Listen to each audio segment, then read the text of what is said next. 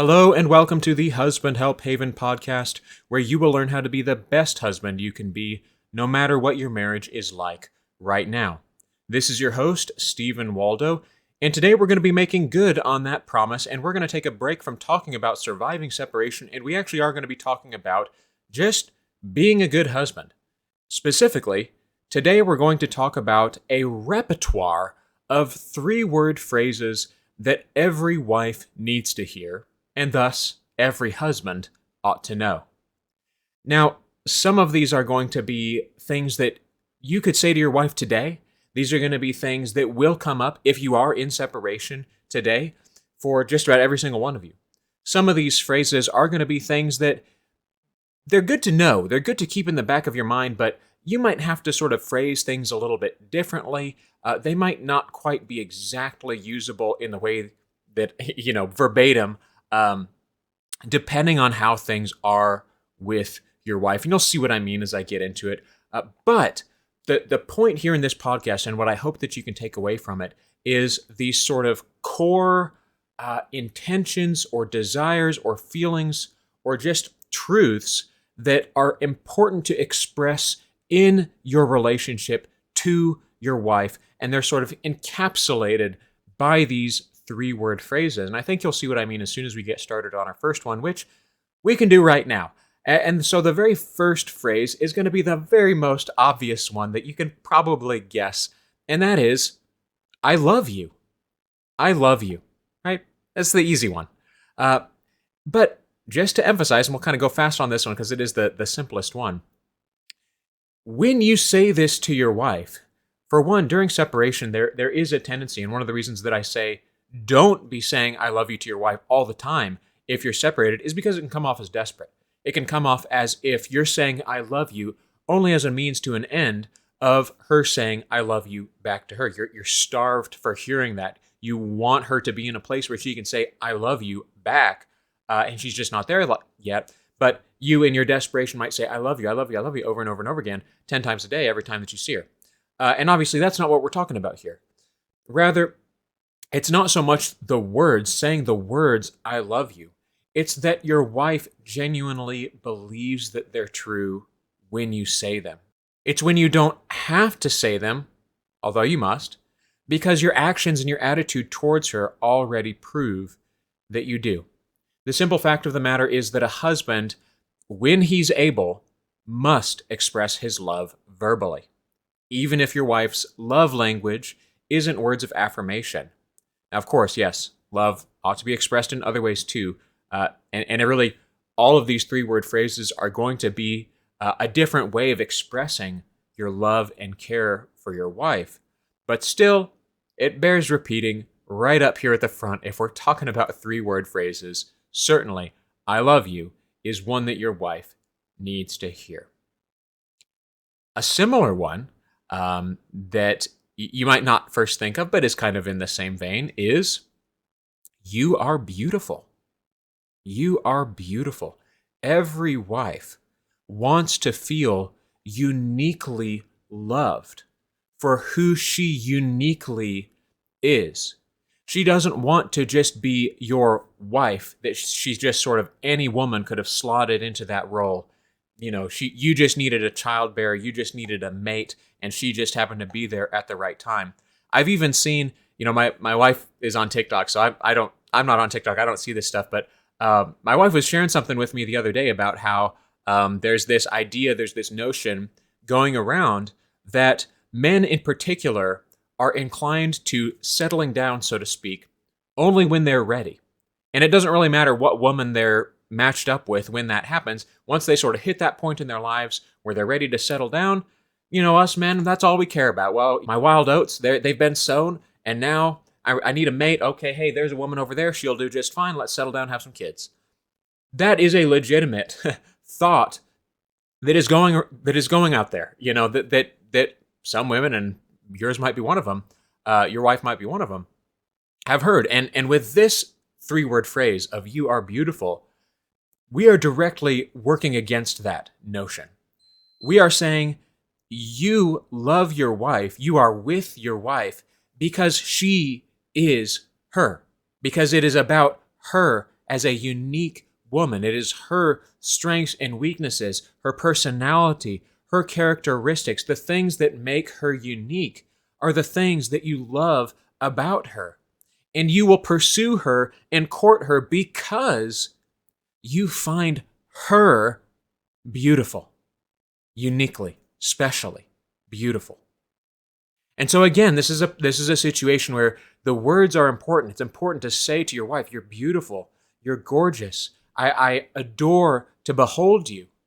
Those are important things to say to your wife in some phrase or another. But more important is that your wife has a feeling of being treasured by you.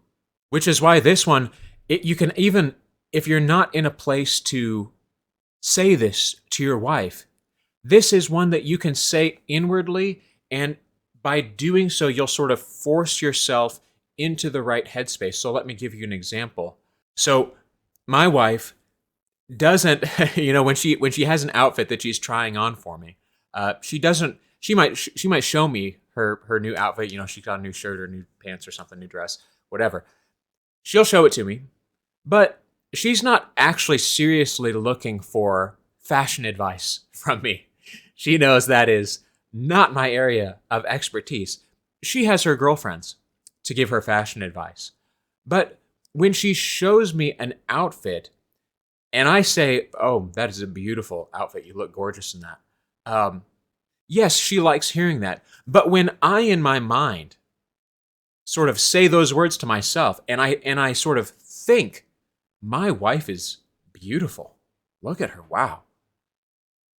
When I think that puts me into a place where there's that intangible, nonverbal feeling or connection that is established and supported, that my words are only echoing.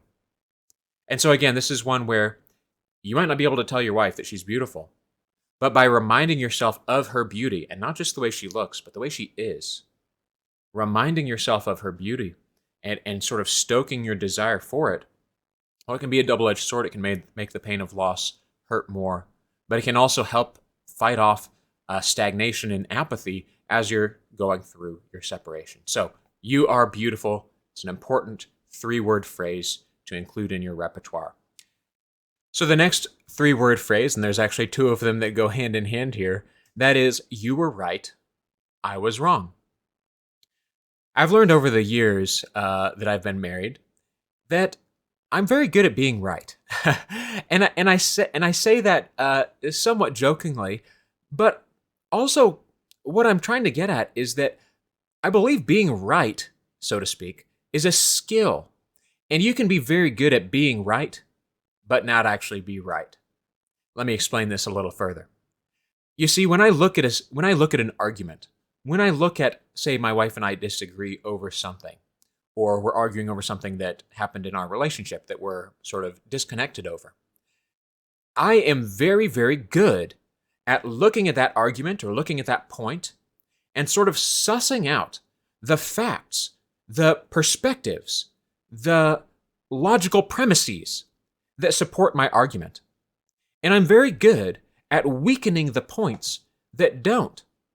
I'm good at weaving a series of facts together in such a way that support my argument. I'm a skilled debater, I guess you could say. A skilled arguer. Like I said, if being right were a skill, I'm good at it. But that does not mean that I'm always right. And in fact, while I might be right about things more often than I'm not, I'd like to think I am. I think we all would. The reality is I'm not right nearly as often as I convince myself that I am. I am in the wrong more than I think I am, and I'm very, very good at convincing myself that I'm in the right. And so I have to learn, this is a skill that I've had to learn, to force myself to stop and put myself in my wife's, or whoever's, but we're talking about my wife here, my wife's shoes, and see from her perspective how she could get to her position. And sometimes it might be legitimately that I think there is sort of a stronger case on my side of an issue, and yet I have to be able to sort of step out of the ways in which I'm right and see the ways in which I'm wrong. And even more importantly, I have to be able to humbly communicate that to my wife in a way that she actually believes. So again, that's why I say this is kind of two sides of the same coin. Because again, and I would say even this, maybe you can resonate with this. For me, sometimes I have a tendency to where I can say that I was wrong about something, but I don't quite go all the way to saying you were right. So I might say that I was wrong, and in my head I'm doing this little bit of mental gymnastics to say like, oh, on this like two little micro points over here, I was wrong. So I can say, sort of for the sake of semantics, for doing my part in a healthy, disagreement, oh yes, technically I was wrong, so I can say that. But that's not always accompanied by you were right. Uh, it's almost like I'm doing this slight clarification in my mind that enables me to avoid saying that I was just straight up wrong about something, or that I was right, but I miscalculated the emotional cost of the thing I was right over. It wasn't a hill worth dying on, but I died on it. Something like that. And again, you need to be able to admit that. You need to be able to be honest about that. And I will say, I do think that this is definitely something that men struggle with more than women. I think that for us, we almost feel like you shouldn't consider feelings in an argument or when you're talking over an issue. And we're very good at sort of just, getting everything else out of the way and tunneling in on just the historical points, the logical facts of the matter, and discussing in those terms. Whereas I do think, and again, I'm sorry in advance if this triggers some sexist accusations here, but I think that women are generally a little bit more emotionally driven. And when they're dealing with an issue, they're dealing with a problem, they speak an emotional language. She speaks an emotional language. And again, this might not trying to make universal statements here of all women must be this way and all men must be the other way. I'm just saying, based on my anecdotal observations of men and women, and I think you'll probably agree with this, men tend to be more logically driven. Women tend to be more emotionally driven. Neither one is better than the other. They both have value. And in fact, one of the ways that this really struck me is when I was reading Gary Smalley's book, If Only She Knew, or If Only He Knew, excuse me. And he made the point in there, he referenced some study about how basically scientists have been able to measure a woman's intuition, and that it is a legitimate thing that women they pick up on these sort of subconscious cues, and their intuition, their sort of feelings, actually do guide them right more often than us as men might think, based on the sort of emotional nature of this guidance, internal guidance. So, again, one of the things that I've had to really learn and buy into in my marriage is that my wife, as my other half, has a different lens, has a different set of skills that she utilizes when she's evaluating a problem. It's different than the way I evaluate problems, but it's still equally valuable.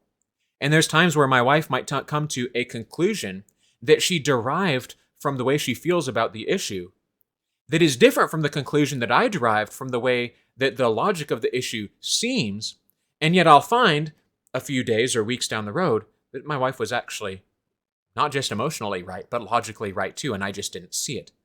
My reasons were playing catch up to her feelings. There's been many times where that has been true.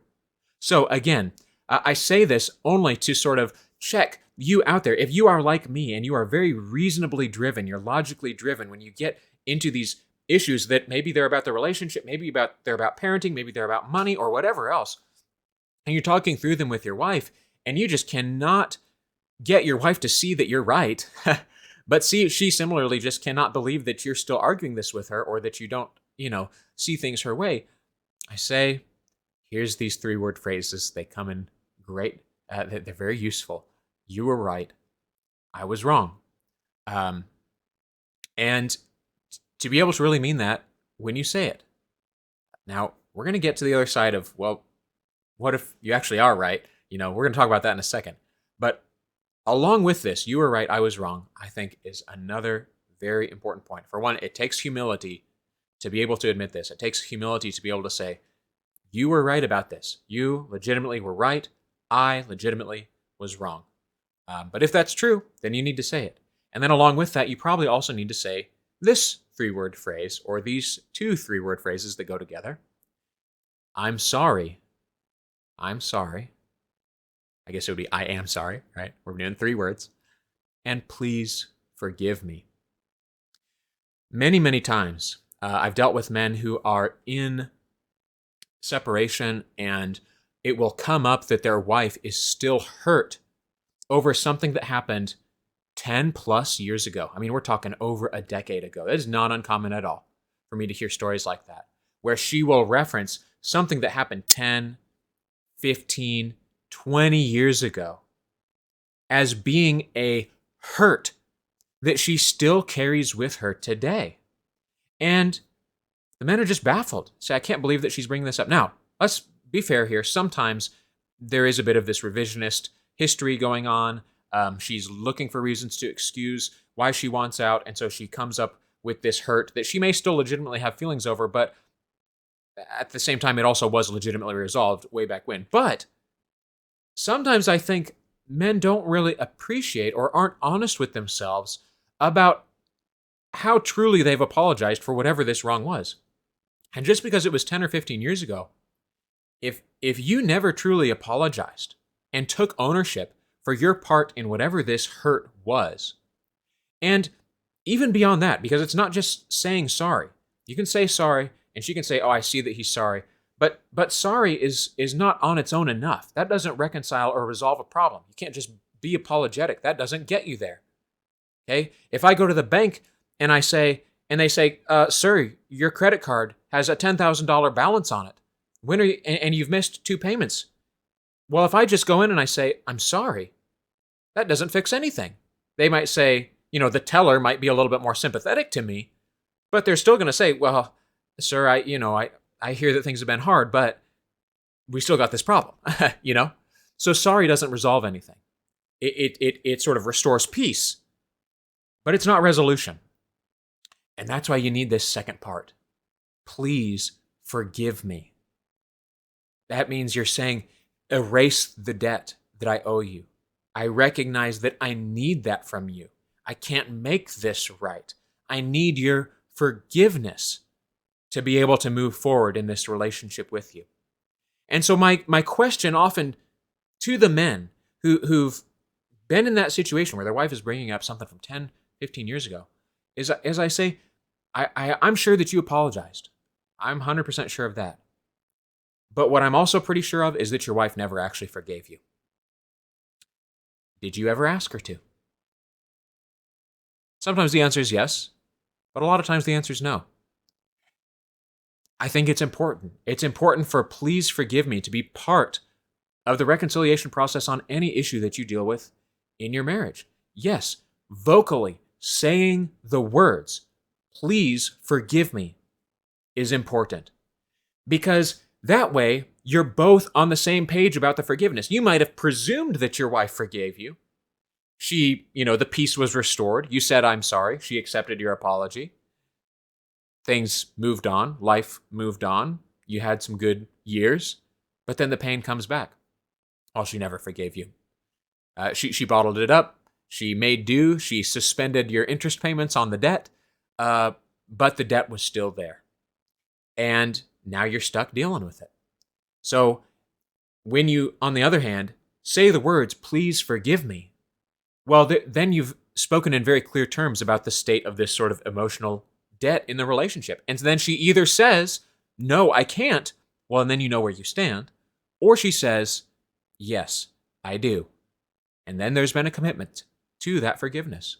And so then if that's brought up down the road, you can say, I thought this was forgiven, and you have a leg to stand on. Or, better yet, it just doesn't come up down the road because she too, by being prompted by your humble, contrite request for forgiveness, she actually does legitimately forgive you when she wouldn't have if left unprompted. So, again, most of us know to say, I'm sorry. Most of us can do that. Fewer of us remember to also say, please forgive me. And so you have sort of what would this be? A quadfecta, I guess, of phrases here. You were right. I was wrong. I'm sorry. Please forgive me. A lot of problems can get fixed with those 4 phrases. But sometimes you need a 5th phrase when dealing with some of these issues. And yes, this is something that your wife does need to hear, even though this next one's about you, but it's something that your wife needs to hear. And it's sort of the other side of this coin. And that is, my feelings hurt. Now you might be thinking, well, hold on, we just said I was wrong, you were right. Shouldn't the 3-word phrase here be you were wrong? Like saying that to your wife, that she was wrong? No, it is not. In fact, this is effectively in place of saying you were wrong. Because again, let me draw your attention back to what we were talking about when we're talking about, you were right, I was wrong. There, what I'm asking you to do is step out of your realm of pure reason and step into the realm of pure feelings. And here, I'm asking you to do the same thing in order to resolve a conflict with your wife. Now, I'm going to be totally, totally honest with you guys. This one here, saying, my feelings hurt, this is the one I'm the worst at, by a lot. In multiple ways. For one, I'm not real great at realizing that my feelings have been hurt. I'm not real great at articulating my hurt feelings, definitely not promptly. Usually I need a little bit to sort of think through my feelings and figure out what exactly I'm hurt over and why that hurt my feelings. So I'm sort of not great at the processing part of things. And then I'm also not great at the confrontations part of things, of actually coming to my wife and saying, my feelings hurt. And here's why. Because that requires vulnerability, and it's so easy for that to feel like an attack, and sometimes I'd rather just not mess with it at all than have to go through all that trouble. But it damages my relationship when I do. And I would be willing to bet that the same is true for you. So many times, when there is a point of disagreement, legitimate disagreement between you and your wife, and you just can't seem to get on the same page, you can't seem to speak each other's language, sometimes the best way to bridge the gap is to share your hurt feelings or just the way that you feel about the issue. Step away from belaboring every point, step away from hashing out every detail and revisiting all the history of what happened when and who said what and who was more right and who was more wrong, and just start by sharing how you feel. I feel sad. I feel angry. I feel rejected. I feel left out. I feel hurt. You see, I tend to be protective of my wife, and I'm naturally avoidant of conflict, which means I'm already going to be hesitant to tell my wife, especially when she is the one who hurt my feelings.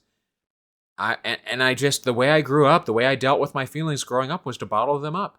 And even still today, as an adult, I'm more inclined to just brush my hard feelings under the rug and ignore them and tell her that I'm fine and that there's nothing wrong, and then do the work to legitimately convince myself that I am fine. I'd rather do all that than just come to my wife and be honest and say, you hurt my feelings. My feelings are hurting right now. But when I do that, when I decline to share my feelings, when I decline to share with my wife that she has done something that hurt me, that caused me emotional harm, I'm stunting my own relationship. Because I'm robbing my wife, I'm depriving her of the proper feedback that she should be getting in the relationship. I'm depriving her of her own growth and development as a person, of her own opportunity to take on the mantle of humility. I'm depriving her of that by not telling her my feelings. So this is going to be an especially important phrase for the men who maybe are a little bit more prone to being a pushover, who are conflict averse, who are avoidant of causing any discomfort to their wives, or who maybe just give in too easily or have a history of doing that at least.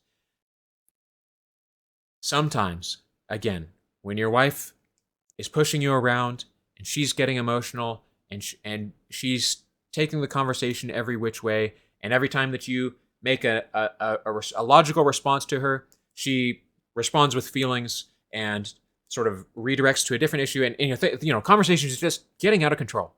Okay, sometimes the very best way that you can sort of step in and get on the same page with your wife again is to just start speaking that language of feelings and again just say, my feelings hurt. And then again, you also of course need to be able to articulate why. So if you're like me, and this is something that I have to do sometimes, and you are bad at the sort of processing side, you're bad at understanding your own feelings sometimes. It might be that you need to get the practice of, can we pause? Maybe that's a 3-word phrase that you need to incorporate into your conflicts with your wife. Can we pause? I think I have some feelings here, but I'm just not quite sure what they are yet. Can we come back later and talk more about this once I've had some time to sort of get my feelings in order and think a little bit? Maybe. But either way, my feelings hurt. It's an important phrase that your wife needs to hear for your relationship to function properly and for her to get everything out of it that she can. So, just to recap, we have, I love you. You are beautiful. You were right. I was wrong. I'm sorry. Please forgive me. My feelings hurt. And then the last 3-word phrase that I want to talk to you about today is, I see you. Many men inside Husband Help Haven feel like their wife is not putting in the same amount as them. Things aren't fair. She's not working hard enough on the relationship. She's not doing the self-work that you are. She should be trying harder. She's being irresponsible and immature and short-sighted. It's common thoughts, common feelings that men have about their wives when they're going through separation. I know because I've seen it, I've heard it, I've had those conversations. With this phrase, what I'm asking you to do is to recognize that even though, yes, you're probably right, your wife probably is not doing the same amount as you, you can still see that in her shoes, she feels that she's doing well, at least in some areas. And so part of your job is to figure out what those areas are that she, in her sort of own internal narrative, believes that she's doing a good job in. And then recognize those to her so that she feels seen, so that she feels like you see what she's doing, you appreciate what she's doing. Have you ever made mistakes and you needed forgiveness?